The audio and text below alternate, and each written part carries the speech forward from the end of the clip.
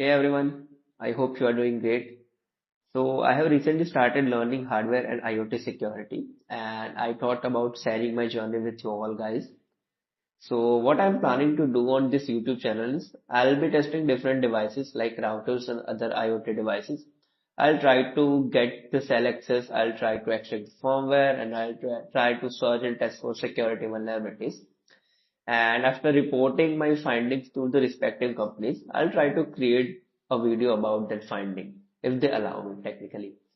So my goal is to explore hardware security while keeping everything ethical and educational. So one of the first thing I came across while learning hardware security is UART because it is one of the most basic and essential hardware communication protocol. And the best thing is it is super easy to understand. So before starting the video, full disclosure, I am not an expert in IoT or hardware security. I am still learning. I have recently started learning. So if I make any mistake in this video, feel free to reach me via comment section or any social media handle. Once again, if you find this video helpful, don't forget to like, subscribe and hit the bell icon so that you don't miss any future video. Let's jump into video. Okay, so before jumping into practical, let's understand what UART is. So UART stands for Universal Asynchronous Receiver and Transmitter, and UART is a hardware communication protocol. Now to send and receive the data, UART only requires two data lines, TX that is to transmit the data and RX that is for receiving the data. Now UART requires a common ground for proper operation and UART operate asynchronously, which means it does not have a clock signal. Unlike other synchronous communication protocols, UART does not share a common clock signal and it uses a baud rate to define the data transmission speed. Now, every device that has UART, the baud rate is pre-configured or predefined. Let's see the UART pinout.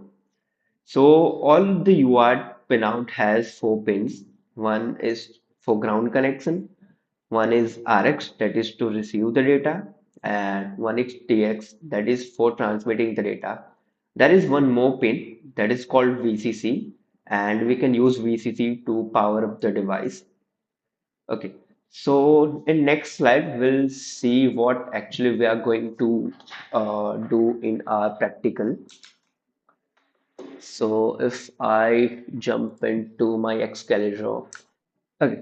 So for this video, I have one PL2303 that is USB to UART adapter or USB to UART converter, whatever you can say. And I have one router that is from Tenda and it has a UART port. You can test with any IoT device that has a UART port.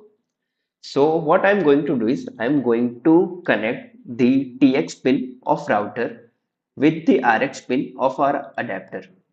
And in same way, I'm going to, let's choose some different color. I'm going to connect the RX of the router with the TX of our PL2303 adapter. And to share a common ground connection, I am going to connect the GND of router with the GND of our adapter. So now what happens is when router will send some data, the data will flow from TX of the router to the RX of our PL2303. Okay. And when we'll send some user commands, or let's say when we'll send some data, the data will flow from TX of our PL2303 to the RX of the router. Hope you get the basic idea about the connections. So I have this router from Tenda and I have opened the front case of the router and I have this PCB. So after getting our PCB, the first step is find the UART connector. And believe me, finding the UART connector is easy. You just have to look for four pinouts like this. Let me show you. So you can see the four pinouts like this, or in some PCB you can see the male header soldered in with UART like this connectors. So in this way you can find the UART connectors. So after finding the UART connector, you just have to determine which one is RX, which one is TX and which one is ground.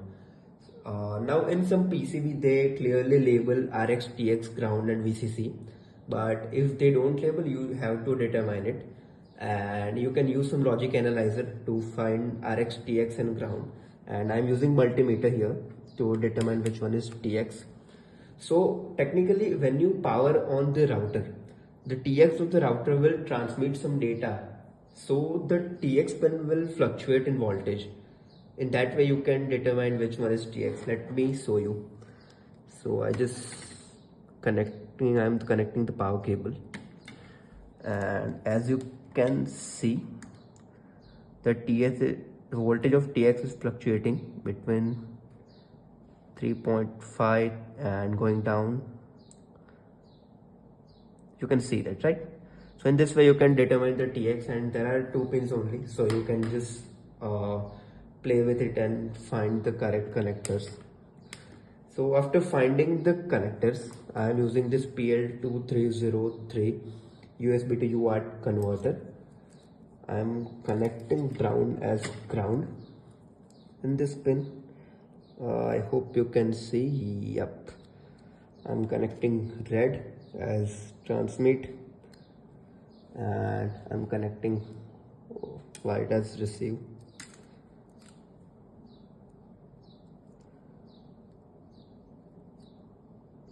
White is not going. There you go. You can see that brown is ground and red as transmit and white as receive. So now I'm connecting ground of our converter with ground of our PCB. I'm connecting transmit of our converter with the receive of our router, and I'm connecting receiver of our converter to the transmit of our router. So now you can see the connection. You can solder this thing up, but I don't want to do it. So I'm connecting this with my laptop, and let's jump onto my Kali Linux screen. So I'm in my Kali Linux machine. Let me quickly jump into terminal. Okay, let me confirm the connectivity. LS USB. As you can see, my USB to UART converter is connected with Kali. Let me find it in dev.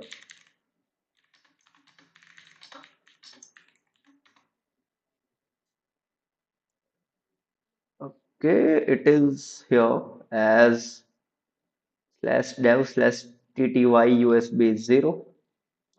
Okay, so the next step is to find the correct baud rate for our router or our device, because as you know, each IoT device has its own predefined baud rate, and if baud rate is incorrect, you will only see a garbage outputs and you won't be able to interact with the device.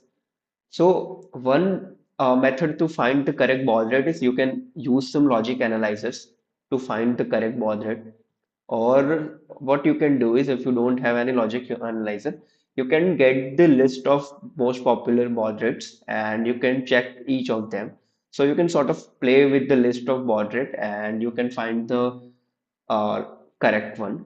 What I'm going to do is I'm using PicoCom. Uh, the device is dev slash tty USB 0, and I'm supplying highest available baud rate from the list of most popular baud rates. And every time I'll see the garbage output, I'll decrease or I'll go a step down in that baud rate list. So let's run the terminal. As you can see, terminal is ready. Let me power on my device. So as you can see, I'm seeing some garbage output, which means the baud rate is not correct.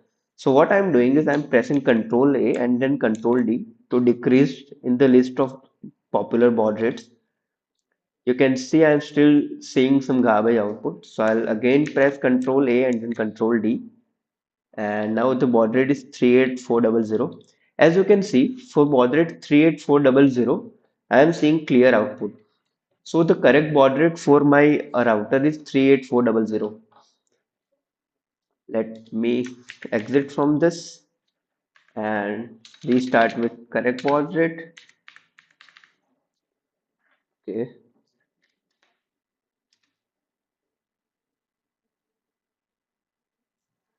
Just wait for the terminal to be ready. I guess it is ready. Let me power on the router. Oh, somehow it is not ready. I don't know why. Just pressing Control C. Let's start again. Ah, yeah, you can see that terminal is ready. Let me power on the router. So, as you can see, my router is booting up. It is showing the boot logs. So, when the booting process complete, in most of the router, you just have to press the enter, or you can press any key to get the UART cell or command line of the router. So I'll just wait for few time to finish up the boot up process. I guess it is complete. So I'll quickly press enter for two, three times. Yeah, there we go. You can see I have the UART cell of the router and I can interact with it. Okay, so it has its own OS, so most of the command will not work. So at this point, all the device, I mean all the routers or IoT device has different firmware or different OS. So you need to find out which commands are working or not. I'll quickly press the help. You can see available commands here and you can interact with this cell. So what my plan is, I'll purchase some of router, I'll get the UART cell and I'll dump the firmware and I'll try to find vulnerability in the firmware or UART itself and then publish the research or video with you guys. Obviously after reporting to respected parties. Hope you enjoy the video. If you enjoy the video, press the like and subscribe to my YouTube channel. I'll post mostly about bug bounties and hardware securities while I'm learning hardware security. Hope you enjoy the video. Have a great day.